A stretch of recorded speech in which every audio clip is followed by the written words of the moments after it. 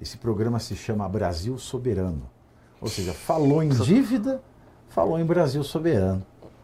O pedido foi encaminhado à Secretaria do Tesouro Nacional, que é vinculada à Fazenda. O BNDES pede a transferência dos recursos para alimentar o Fundo de Garantia à Exportação, que financia o Brasil Soberano, que é esse programa que prevê até 15 bilhões de reais para apoiar empresas atingidas pelas tarifas americanas.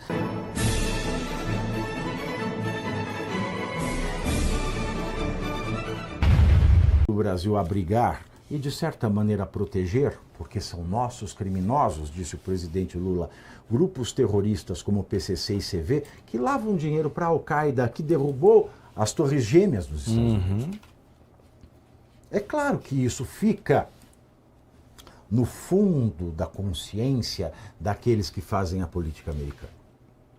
E veio o tarifaço, que ao invés de se tornar um problema político a ser resolvido, transformou-se em trunfo de campanha para esses safados do Partido dos Trabalhadores. Sim. O BNDES, que é o Banco Nacional do Desenvolvimento dos Estados Socialistas, porque só financia os campeões nacionais e estados socialistas que dão calote na gente. Sim. O BNDES pediu ao Ministério da Fazenda a liberação de mais de 7,25 bilhões de reais, ou seja, mais de $1 bilhão, para reforçar as linhas de crédito criadas pelo governo federal para ajudar empresas afetadas pelas tarifas impostas pelos Estados Unidos. Esse programa se chama Brasil Soberano, ou seja, falou em dívida, falou em Brasil Soberano.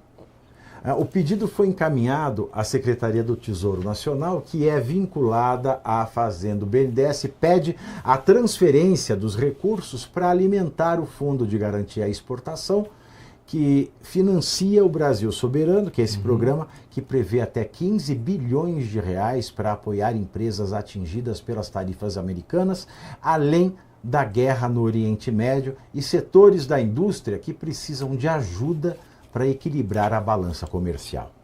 Segundo o diretor de Planejamento e Relações Institucionais do BNDES, Nelson Barbosa, a liberação é necessária diante da demanda adicional prevista pelas linhas de financiamento.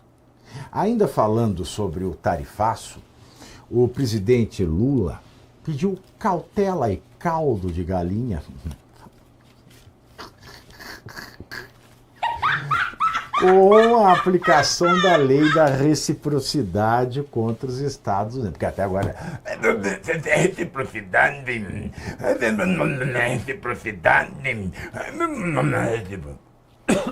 Reciprocidade.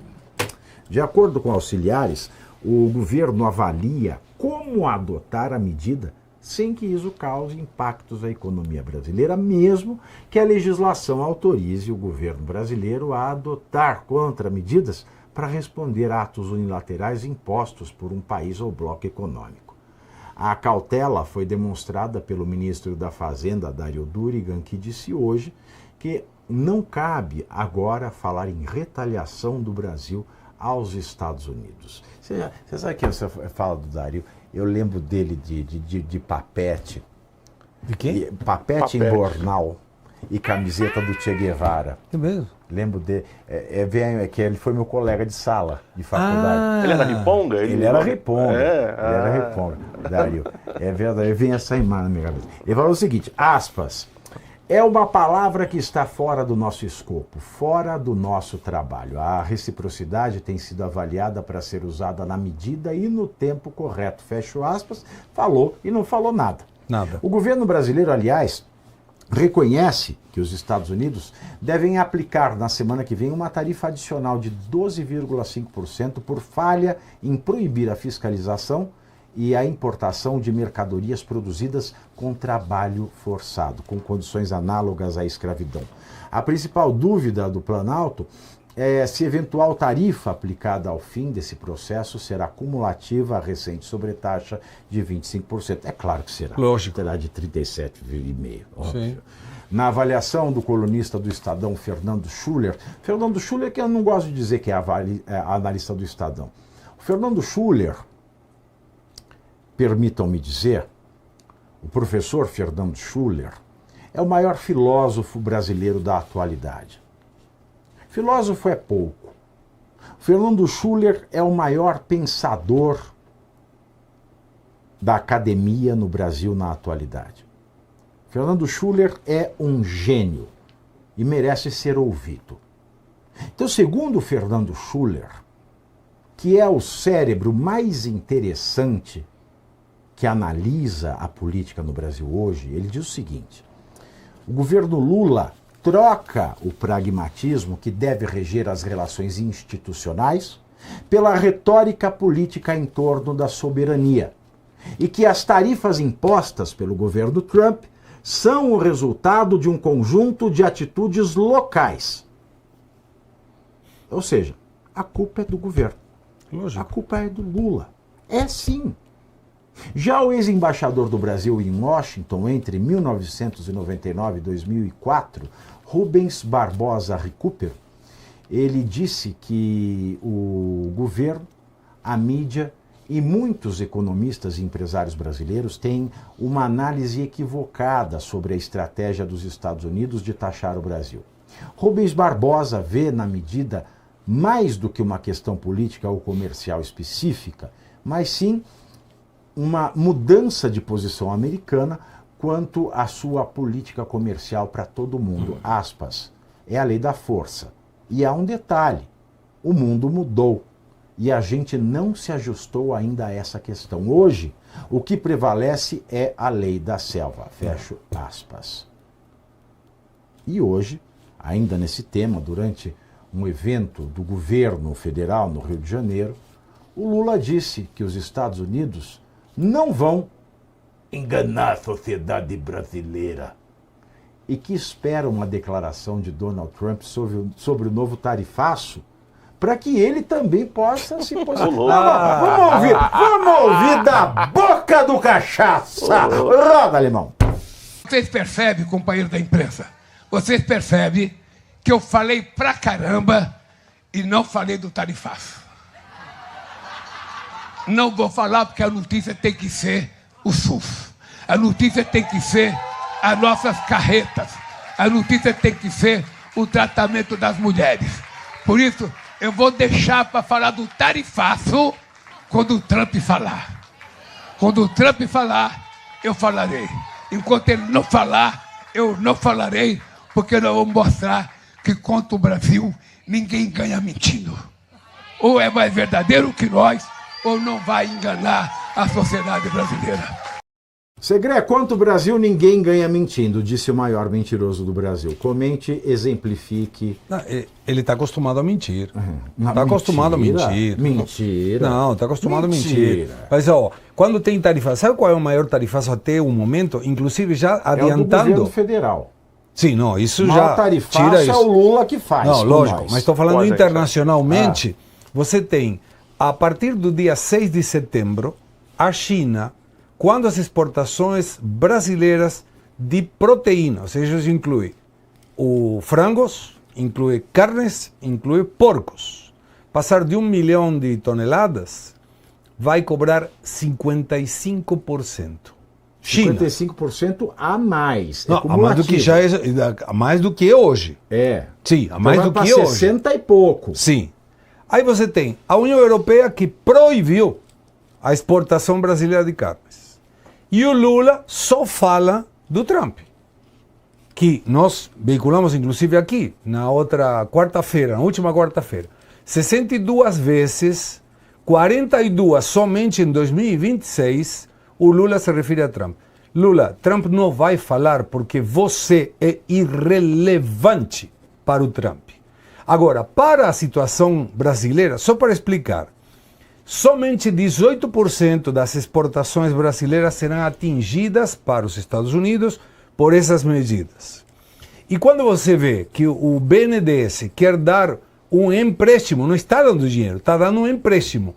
Então vai dar um empréstimo para alguém que vai ter menos receitas. Vai se endividar pra caramba, não vai conseguir pagar nada. E quem está a cargo dessa situação? Nelson Barbosa, que devemos lembrar, era o ministro da Economia quando Dilma fez a maior aberração econômica na história contemporânea brasileira. E aí vem, o BNDES se abanca, ele toma recursos de uma, se chama FAT, Fundo de Amparo ao Trabalhador, que é uma partezinha dos salários dos trabalhadores da indústria brasileira que dá dinheiro e recursos para o BNDES com um custo muito baixo. Então, por isso o BNDES consegue emprestar dinheiro barato aos amigos, né? Devemos lembrar, o BNDES, por exemplo, financiou a compra de um avião de Luciano Huck, por exemplo. E deu um monte de dinheiro... A Angélica parou de editar, que se safada. Já não sei, não sabia nada. Pelé. E aí você vem, por outro lado também, ajuda a JBS, que não precisa. Ajudou na época a Venezuela, que não pagou, a Cuba, que não pagou, e agora está querendo endividar os brasileiros. Quando alguma empresa, qualquer uma, perde receitas pelo motivo que for, a última coisa que ele vai fazer é pedir um empréstimo para seguir mais endividado. Ele tem que procurar novos mercados para aumentar receitas de novo. E só para concluir da Aniele Franco, era Aniele, Aniele? A Aniele. Além de ser ministra, ela é jornalista de profissão. Ou seja, jornalista poderia estar na Secretaria da Comunicação, se quiser, mas do resto ela não entende porcaria nenhuma. Além de ser ministra e ganhar 40 e poucos mil, sabe que ela é conselheira da metalúrgica Tupi? Sim, é porque ela entende muito de levar ferro até em Tupi. Só pode. 36 mil reais a mais como conselheira. É que não tem uma metalúrgica Joá. Não quero nem perguntar, Pavi. Tá, depois a gente vê por que você falou isso. Mas você percebe porque que... você entende de levar ferro até em Joá. Ah, entendi. Mas Lula mente só para a corja dele, porque ninguém acredita nele, não tem a ver com uma questão política, e é fácil. Aí o Almin, outro jumento que não entende nada de comércio exterior, e ele era o ministro da Indústria e Comércio Exterior, ele falou que como os Estados Unidos podem colocar uma barreira dessa forma, se o superávit comercial dos americanos, nos últimos sei lá quantos anos, foi de bilhões. Não era esse o problema. Nunca foi o problema equilibrar a balança comercial. De fato, se fosse assim, a China deveria fazer a mesma coisa, porque o Brasil tem superávit absurdo na balança comercial com a China. Então, gente, só falam para pessoas que não entendem nada ou para pessoas que não importa o que eles falem, vão bater palmas porque o Lula xinga o Trump. Mas tem um negócio. Enquanto muitos tentam resumir a política em poucos segundos, em poucos caracteres, aqui a minha proposta é outra: analisar os fatos com profundidade e responsabilidade. Todos os dias, às 7h30 da noite, 19h30, eu entro ao vivo lá no YouTube, no canal do Metrópolis, comentando as principais notícias do país e do mundo com análise crítica e muita informação. Quer assistir a live completa? Então acompanhe o Pavinato 7h30, ao vivo, 7h30 no YouTube do Metrópolis.